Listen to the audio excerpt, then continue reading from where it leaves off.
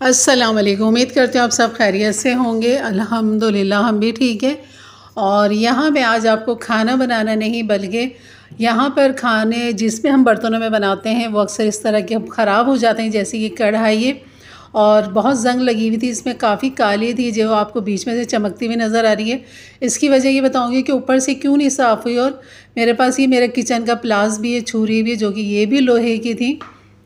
तो इनको कैसे मैंने साफ़ किया, ये देखें कढ़ाई का हाल देखें, बिल्कुल काली हो रही है। ये मेरे सास के दौर की है मेरे पास, और काफ़ी पुरानी है ये, और इसलिए इसका ये हाल हो रहा है। तो बस मैंने इसको निकाला, इसमें ज़ंग भी लगा हुआ है। तो सोचा क्यों नहीं आपको जो पुरानी कढ़ाइयाँ होती हैं या जो हम इस्तेमाल कर रहे होते हैं, पका रहे होते हैं, उनका हशर ऐसे ही हो जाता है, पक पक के काले हो जाते हैं, और अगर धो के रखो तो ज़ंग भी लग जाता है। तो बस इसको मैंने साफ़ करने का जो मैं तरीका है ना, वो आपके साथ यहाँ शेयर करूँगी कि मैं किस तरह बर्तनों को साफ़ करती हूँ। सबसे पहले आपने स्टील का या तो कोई बड़ी सी देगची ले लेनी है, या फिर बड़ा सा तसला ले लेना है। जैसे कि ये मेरे पास है स्टील का। आप प्लास्टिक का या सिल्वर के बर्तनों में ये काम नहीं कीजिएगा। तो यहाँ पर जो भी डिश वॉशर आपके पास है, आप जिससे बर्तन धोते हैं, लिक्विड है या साबुन है, वो यहाँ पर आपने थोड़ा सा डाल देना है, तकरीबन 1 टेबल स्पून के हिसाब से यहाँ पर डाल दें आप। और इसको साबुन को जो है मैं खूब अच्छा सा यहाँ पर इसको हल कर लूँगी। काफ़ी नरम हुआ हुआ था साबुन ये, तो बस यहाँ पर इसको खूब अच्छा सा नरम करेंगे। लिक्विड है तो वो डाल दीजिए, और अगर लिक्विड भी ना हो तो आप सरफ़ है तो वो भी यहाँ पर डाल सकते हैं, और ख़ूब अच्छा सा इसको मिक्स कर लेना है। लेकिन यहाँ कढ़ाई को पूरा डिप करने के लिए मेरे पास बड़ी सी स्टील की देगची नहीं थी, तो ये बिल्कुल सफ़ेद हो जाती, बिल्कुल सफ़ेद, पूरा जो काला इसके किनारों पे है ना, ये भी साफ़ हो जाता। तो सिर्फ ये मैं आपको सिखाने के लिए बता रही हूँ कि मेरे पास खाली ये तसला था, तसले के अंदर ही मैंने कढ़ाई को करना। तो मज़ीद इसमें मैंने पानी डाल दिया ताकि ऊपर तक इसके पानी रहे, और ये जो साफ़ है ना, जो मतलब जो काला हुआ है वो भी साफ़ हो जाए। मज़ीद जो दूसरी चीज़ हमने यहाँ पर डालनी है, ये है टार्टरी सिट्रिक एसिड। तो यहाँ पर टार्टरी को तकरीबन मैं डाल दूँगी 2 टेबल स्पून डाला अभी मैंने, और 1 टेबल स्पून और डाल दिया है इसके अंदर। तो ये तकरीबन 3 टेबल स्पून हो गए टार्टरी के। और यहाँ पर हमने मज़ीद एक चीज़ और भी डालनी है, तो इसको भी खूब अच्छा सा हमने मिक्स कर लेना, टार्टरी हल हो जाए। क्योंकि मेरे पास ये दानेदार टार्टरी है, तो इसलिए मैंने इसको खूब अच्छा सा हल करूँगी, मिक्स करूँगी, ताकि सारे पानी में इसकी खटास आ जाए, और खटास की वजह से ही ये सारा जो ज़ंग है, कालोज है, ये सब साफ़ हो जाएगी। मज़ीद जो हमने एक चीज़ डाली, ये है सफ़ेद सिरका। ये तकरीबन यहाँ पर मैं हाफ़ कप डाल दूँगी, और इसको भी खूब अच्छा सा हमने कर लेना है मिक्स। बस ये 3 चीज़ें हैं जो आपके हम सब के घरों में ये 3 चीज़ें मौजूद होती हैं। कोई भी बाज़ार से आपको कोई चीज़ लाने की ज़रूरत नहीं है, कोई महंगी प्रोडक्ट नहीं लेनी है आपने। घर की इन्हीं चीज़ों से आप भी देखिएगा ये बर्तन आपके कैसे चमक जाएंगे। जो लोहे के बर्तन होंगे उनको ये साफ़ करने का तरीका है कि जिनमें ज़ंग लग जाता है, या पुरानी छुरियाँ होती हैं, बुगदे होते हैं जो बकराईद के लिए निकालते हैं, तो काफ़ी उनमें ज़ंग लगा हुआ होता है या काले हो रहे होते हैं, उन सब को आप इस तरह चमका सकते हैं और साफ़ कर सकते हैं अपने बकराईद के जानवरों के लिए, कटिंग के लिए। और घर किचन में जो चीज़ें इस्तेमाल होती हैं लोहे की, जैसे मेरे पास छुरी है लोहे की, प्लास है लोहे का, जो कि मैंने यहाँ डाल दिया था। आपको मैं दिखाना भूल गई थी कि उनका क्या हशर हो रहा था। उससे पहले मेरा प्लास जो था ना, बहुत ही काला हो रहा था। और ये देखें अभी भी आपको इसमें मैल नज़र आ रहा है, कितना इसके अंदर मैल चिपका हुआ है। ये ज़ंग आलूद है बिल्कुल, और छुरी भी बिल्कुल काली हुई थी, क्योंकि ये भी लोहे की थी और काली भी हो रही थी। ये देखें बिल्कुल इसका रंग देखें। अभी ज़रा सा इसको मैं हाथ लगाऊंगी और ये साफ़ हो जाएगी। लेकिन ये तो मैंने बताया ही नहीं कि आपने इसको कितने दिन रखना है। यहाँ पर तकरीबन इसको 3 रातें और 2 दिन हो चुके हैं इस कढ़ाई को इस पानी के अंदर। तो कढ़ाई देख रहे हैं आप बिल्कुल, अभी इसका हशर देख लें, और ज़रा सा मैं इस पर हाथ मारूँगी और ये बिल्कुल साफ़ हो जाएगी।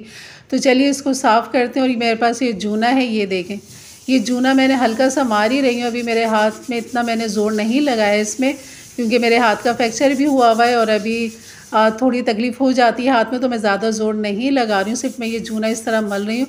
लेकिन यहाँ पर एक मज़बूत हाथ की ज़रूरत थी, ताकि खूब अच्छा सा इसको हम रगड़ते, ये ऊपर से जो कालोच है ना, ये भी इसकी साफ़ हो जाती। लेकिन बस मैं थोड़ा मामूली सा हाथ चला रही हूँ, बस हल्का हल्का सा ज़ोर लगा रही हूँ, ताकि मुझे तकलीफ़ ना हो मज़ीद। बस इसको मैं देखा आपने कितनी जल्दी मैंने किया और कितनी जल्दी साफ़ हो गया। और ये छुरी भी देखें इसकी कालोच कैसे निकल रही है। तो ये है कि आप हल्का सा भी इसको हाथ लगाएंगे तो ये बिल्कुल जो कालोच है बिल्कुल साफ़ हो जाएगी। सिर्फ आपने 2 रातें इसको देनी है। या 2 दिन देने हैं, 3 दिन देने हैं, 3 दिन भी दे देंगे, बहुत अच्छा सा साफ़ हो जाएगा। ज़्यादा मेहनत नहीं करनी पड़ेगी आपको। तो बस इसको खूब अच्छा सा मैं देख रहे हैं, रगड़ रही हूँ, साफ़ करी तो बिल्कुल कालोज देखें आप कितनी निकली है इसकी छुरी की। तो ये मेरी काफ़ी पुरानी छुरी है जो कि काफ़ी काली हो चुकी थी। धोती थी मैं इसको, लेकिन ये वैसे साफ़ नहीं होती थी जैसे कि ये अब आपको नज़र आएगी चमकती हुई। ये देखें। और जो मेरा किचन का प्लास था वो भी ये देखें, इसको भी मैं हल्का सा खाली लगाऊंगी और ये बिल्कुल साफ़ होना शुरू हो जाएगा। तो बस इसको थोड़ी सी मेहनत की ज़रूरत थी, लेकिन मैंने यहाँ पर ज़्यादा मेहनत नहीं करी, बस हल्का हल्का सा हाथ मारा है जूने का इसके ऊपर और खूब अच्छा सा अगर मैं इसको साफ़ करती ये बिल्कुल सफ़ेद हो जाता और ये चमक जाता। तो बस ये मेरे ट्रिक आपको बतानी थी और आपने खूब अच्छा सा अपने बर्तनों को इस तरह खूब रगड़ना है, साफ़ करना है। तो ये सिर्फ एक तरीका मैं आपको बता रही थी कि आपके अपने घर की चीज़ों के साथ आप अपने घर की कढ़ाइयों को, छुरियों को, प्लास को, जो भी आपका लोहे का बर्तन है, जो भी सामान है, आप उनको इस तरह साफ़ कर सकते हैं। बस उनको थोड़ा सा टाइम देना होगा, 2 दिन 3 दिन का उसमें वो भीगे रहें। उसके बाद जब आप साफ़ करेंगे तो बिल्कुल चमकदार सा नज़र आएगा, जैसे कि ये माशाल्लाह आपको नज़र आ रहा है। तो बस और बाकी अभी मेरे जहन में आ रहा था, चले मैं साबुन से भी इसको थोड़ा सा रगड़ लेती हूँ ताकि मेरे हाथ में भी थोड़ी सी जो कालोश लग गई है वो भी साफ़ हो जाएगी। और जो अभी छुरी पे थोड़ी सी मौजूद है, प्लास पे या कढ़ाई पे, तो इसको भी हम साबुन से खूब अच्छा सा धो लेंगे। कढ़ाई को आपकी कढ़ाई को मज़ीद ज़ंग ना लगे तो आप ये क्या करें, जब आप कढ़ाई को इस तरह धो लेंगे, साफ़ कर लेंगे, तो आपने इसको रख देना है चूल्हे पे। चूल्हे पे इसका पानी सारा ड्राई कर दें और फिर कोई भी चिकनी चीज़, घी, ऑयल, तेल जो भी आपके पास मौजूद है वो आप उससे चिकना करके रखें। कभी भी उसमें ज़ंग नहीं आएगा और वो ख़राब नहीं होगी कढ़ाई आपकी, ठीक है ना। तो यहाँ पर ये काम मैंने कर लिया था, धो लिया था इन्हें खूब अच्छा सा साबुन से। और ये जो अभी तसले में भी लिक्विड मौजूद है, अभी भी इसमें जान है, ये मज़ीद चीज़ें और मज़ीद साफ़ कर सकता है। और ये देखें छुरी माशाल्लाह कैसे चमक गई है यहाँ पर। और मैंने बिल्कुल भी ज़्यादा मेहनत नहीं की, बहुत हल्के हाथों से इनको साफ़ किया है मैंने जितना हो सकता था। बाकी मैं मिर्ज़ा से करवाऊँगी, जो जितना भी रह गया ये सब मिर्ज़ा ने साफ़ करना है, कढ़ाई को उन्हीं से चमकवाऊँगी। और मैं आपको बताती हूँ कि जो भी तसले में मेरे मौजूद है, और मेरा जहन ये कर रहा था कि मेरा जो तवा है जिसमें हम रोज़ाना रोटी बनाते हैं, पराठे बनाते हैं, वो भी काफ़ी काला हो रहा है और उसको हमने कैसे साफ़ करना है। तो बिल्कुल ऐसे ही साफ़ करेंगे। तो आगे आप देखेंगे कि मैं तवे को मैंने इस तसले के अंदर ही रख दिया था, और क्योंकि मेरे पास 2 तवे हैं तो मैं फिर आराम से एक तवे को आराम से 2 से 3 दिन इसको इसमें पड़ा रहने दूँगी ताकि मैं अपने दूसरे तवे पे अपनी रोटी और खाना बना सकूं।